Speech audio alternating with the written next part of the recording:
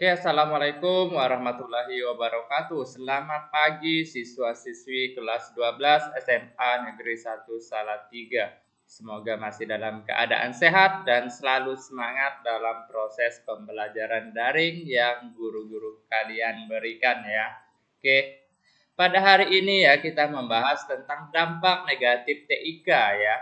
Ini adalah materi lanjutan ya, materi lanjutan yang minggu lalu kalau nggak salah kita membahas tentang kejahatan di internet ya. Oke, sekarang kita melanjutkan tentang dampak negatif TIK ya. Yang pertama kemarin kan ada pelanggaran hak cipta ya kan. Yang kedua ada carding ya kalau nggak salah ya. Dan yang ketiga itu kejahatan di dunia TIK ya, dunia internet ya. Dan yang sekarang ya kita membahas tentang pornografi dan perjudian di internet. Ini adalah materi lanjutan ya, ini materi lanjutan di mana dampak negatif TIK itu ada kemarin 3, sekarang 1, 2, 3, 4, 5, 6, 7, 8, 9. Ada 9, berarti ada ya kurang lebih lah 11, 12 ya dampak yang ada di TIK ya, dampak negatif TIK ya. Oke, untuk mempersingkat waktu langsung saja kita bahas yang pertama ya, ada pornografi dan perjudian di internet ya. Kalian sudah tahu pasti ya, di dalam internet itu berbagai macam yang bisa dilakukan ya, termasuklah ya seperti yang sekarang kita bahas itu ada pornografi dan perjudian ya. Oke, internet sebagai sumber informasi dan alat komunikasi bebas diakses oleh siapa saja ya. Jelas. Dari mulai anak-anak sampai ke orang tua itu semuanya pasti mengakses yang namanya internet ya. Oke, tidak dapat dipungkiri lagi ya.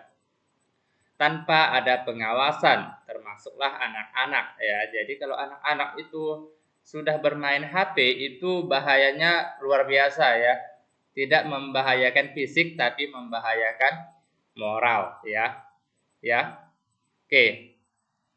Hal ini tentu memberikan peluang bagi pengguna untuk eksploitasi apa saja dengan memanfaatkan internet ya.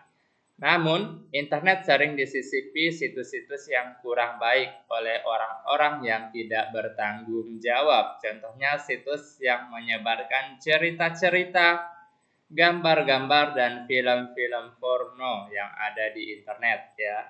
Jadi, anak-anak itu perlu kita bimbing dan awasi ketika mereka menggunakan yang namanya internet. Apalagi sekarang ya, siswa-siswi itu ya megang HP satu-satu ya, jadi perlu bimbingan lagi ya.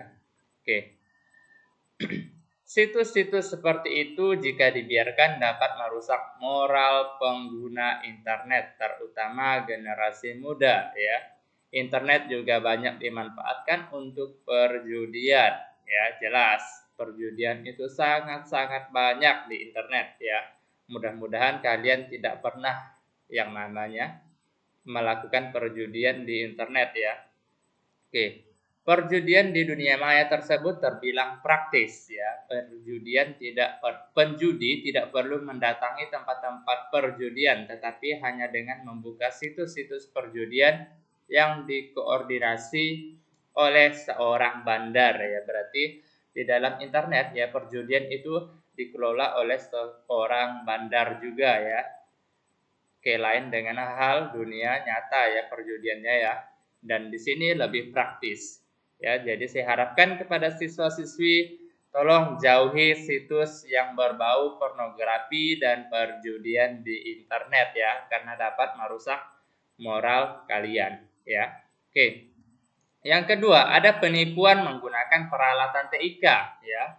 Teknologi informasi dan komunikasi juga banyak digunakan oleh orang-orang yang tidak bertanggung jawab untuk melakukan penipuan.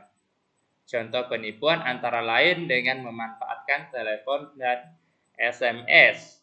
Adapun modus operasi yang sering terjadi, penipuan penelponan atau pengiriman SMS palsu kepada calon korban. Ya, pasti kalian pernah mendapatkan pesan SMS seperti ini.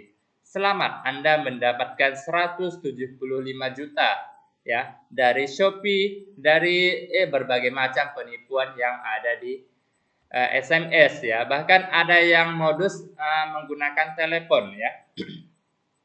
Halo, selamat siang katanya kan dengan Bapak Diwan Firmansyah. Iya betul, selamat Anda mendapatkan hadiah undian dari perusahaan kami Bapak. Macam-macam modus yang terjadi di SMS dan nelpon ya. Jadi pandai-pandai kalian lagi ya untuk berhati-hati ya, karena modus sekarang ini ya istilahnya dia lebih pintar dari kita untuk meyakinkan kita untuk ya tertipulah istilahnya seperti itu ya. Jadi hati-hati, saran saya dalam penggunaan peralatan TIK ya, hati-hati tertipu dan jangan sampai kalian menipu. Itu yang lebih penting ya. Oke, itu penipuan menggunakan peralatan TIK ya. Kita lanjut. Tayangan televisi yang tidak selektif ya.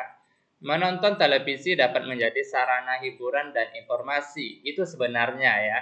Namun berbagai tayangan yang semakin bebas memberikan dampak negatif bagi penonton, terutama anak-anak. Contoh kasus yang pernah mendapat sorotan yaitu acara tarung bebas di sebuah stasiun televisi swasta. Acara yang menampilkan kekerasan tersebut banyak ditiru oleh orang-orang dan diperagakan dengan temannya. Akibatnya telah jatuh beberapa korban di kalangan anak-anak ya. Oke. Saya ingat zaman dulu ya ada yang namanya Smackdown. Kalian pernah nontonnya Smackdown ya? Smackdown itu sebenarnya acara televisi yang benar-benar tidak mendidik ya. Karena ya adegan-adegannya itu penuh dengan kekerasan. Maka dari itu ya, anak-anak zaman sekarang ya, itu kan apa yang dilihat itulah yang mereka lakukan ya. Jadi berhati-hati jika mereka melihat tayangan televisi yang adegan kekerasan, bisa saja ya. Orang tua atau rekan-rekannya itu diperlakukannya sama dengan di televisi. Ya, nggak lucu kan kalau anak smackdown orang tuanya, ya kan? Bisa kacau, ya. Itulah yang dimaksud dengan tayangan televisi yang tidak selektif.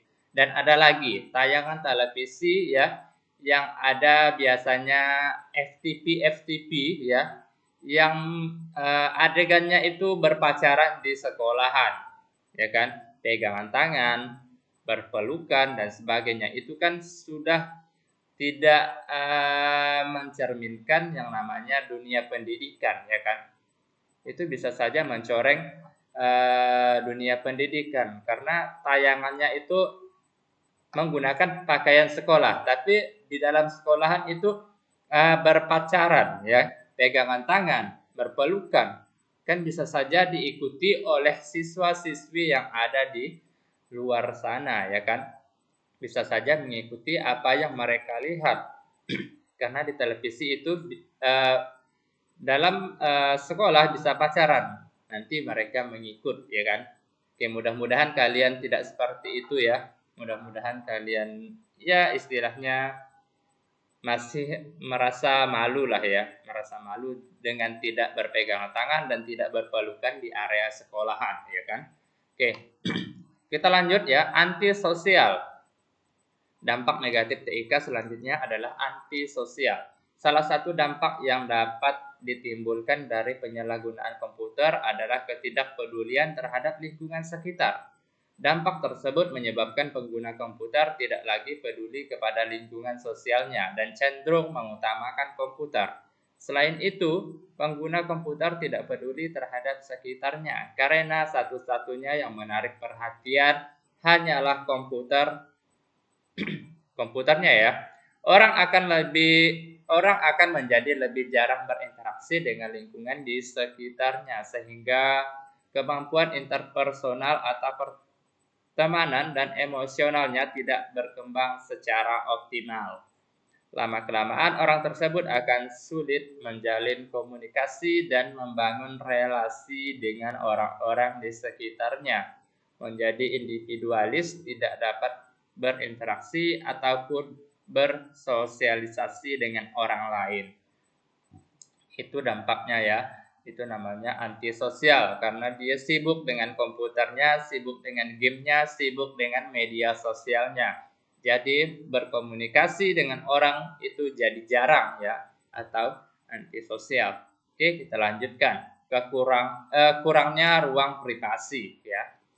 Hadirnya situs-situs jejaring sosial tidak hanya membantu untuk menghubungkan antara individu atau dengan kelompoknya. Layanan ini memberikan penggunanya kebebasan untuk membuka diri dan melihat-lihat informasi serta privasi orang lain. Privasi bukan lagi menjadi barang mahal. Jadi di dalam media sosial itu sangat-sangat terbuka ya. Di situ ada biodata kalian, ada foto kalian ya.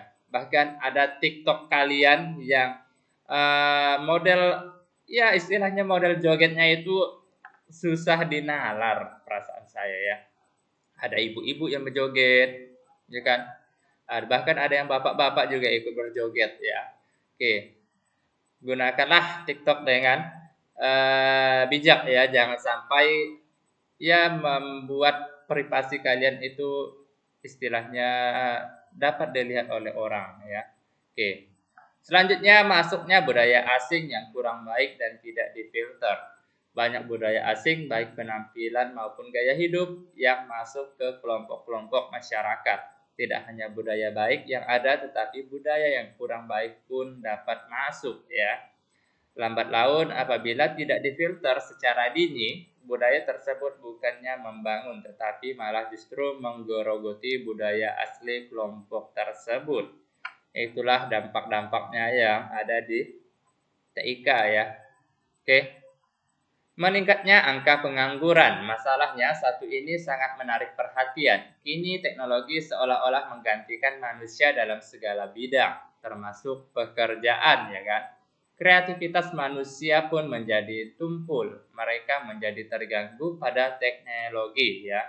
Hampir semua pekerjaan dilakukan oleh mesin-mesin otomatis, sehingga makin banyak pengangguran karena tenaga mereka tergantikan oleh mesin-mesin otomatis ya.